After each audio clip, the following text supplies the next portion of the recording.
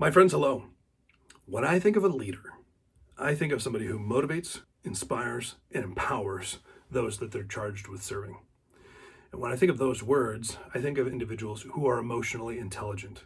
This means that leadership and emotional intelligence are very, very similar and very closely aligned with one another. They're not the same thing, they're not synonymous, they're not interchangeable, but they're very much in line with one another. And so if we're trying to behave as a leader, or if we're trying to enhance our emotional intelligence, we can do the same things and have the results that we're looking for. So this is a statement that I use to help individuals to behave like leaders. And this is something that you can do to enhance your emotional intelligence as well. Leaders rest.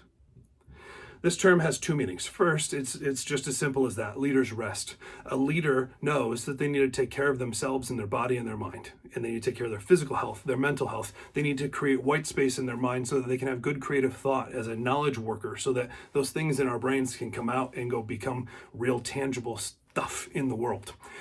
Leaders also know that by giving other people an opportunity to take on challenges and opportunities and grow and fail and try again and succeed and develop, leaders know that other people become leaders as a result of our relinquishing control of things to others.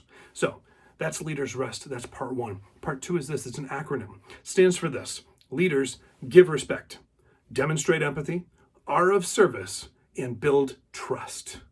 Leaders rest. I'm also going to throw in another one for you today. Trust themselves. So when we think of respect, respect is something that you may have heard people say, you may have said this yourself, that respect must be earned.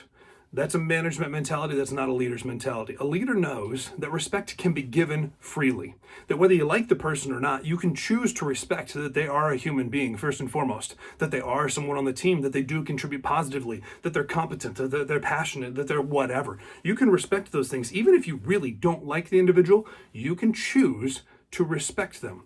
What's fascinating is when we respect another person, they reciprocate respect to us far more rapidly than when we say respect must be earned. It's a good management attitude. It's not a leader's attitude. Respect is given. You give respect freely. Demonstrate empathy. Empathy is you being a human with another human being, okay? There are times where the people on our team are going to fail. That's gonna happen. Now, the question is, did they fail due to negligence or did they fail due to some external circumstance? You could say, hey, Bob, you missed your deadline. I'm going to write you up. You could say that, and you'd be right to do it as a manager.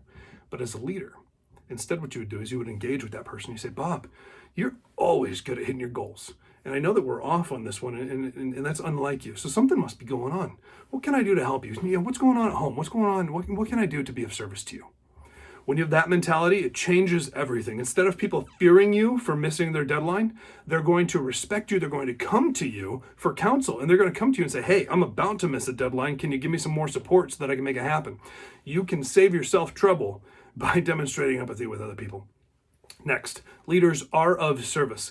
I firmly believe that there's no such thing as a servant leader. It's 2021. Servant leaders don't exist. You are either a leader who is of service or you're a manager. You are either a leader who is of service or you're a manager. All leaders, real leaders, serve those that they're charged with taking care of. You are of service. Be a leader. Finally, trust. We build trust. Leaders build trust. There's lots of things that you can do to build trust. We've talked about a lot of these things in the past. There's a lot more that we can explore together if you'd like.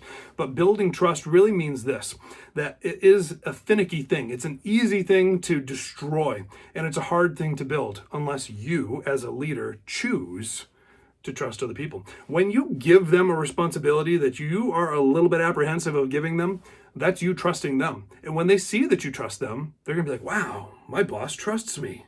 Huh, I don't want to fail. That's what's going to go on in their mind. Either consciously or subconsciously, that will take place in their mind. Then what they're going to do is they're going to work really hard not to fail. Then you're going to say, wow, that person didn't fail. They succeeded, even when I was unsure if they were going to succeed. Then you're going to trust them more, and they already trust you because you trust them. So we build trust. Finally, for today, what we're talking about here with 5 things to increase our emotional intelligence, and the final thing here is that we need to trust ourselves. Here's the deal. You have been successful lots and lots and lots of times. Lots of times you've been successful before, and you failed before too, and you've learned from those failures. Or you've been less successful than you wanted to be, and you learned from that. So All of those experiences in your mind are like Lego blocks. When you take those parts and pieces, you can put them together and you can solve any problem that you're facing. You have been successful before, you can be successful again when you choose to give respect, demonstrate empathy, be of service, and build trust. When you trust yourself to do these things, that is being a leader. That is emotional intelligence. That is who you are.